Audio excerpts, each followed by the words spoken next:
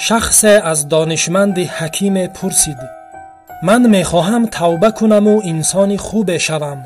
ادامه زندگی ام با گذشته ام فرق کند. میخواهم در ادامه حیاتم به یک انسان خوب، به یک آدم بهتر تبدیل شوم. اما نمیدانم این کار را از کدام روز شروع کنم. شما چی مصلحت میدهید؟ برای این کار کدام یک از روزهای هفته را انتخاب کنم؟ حکیم پاسخ داد: برای آغاز این کار یک روز قبل از مرگت را انتخاب کن.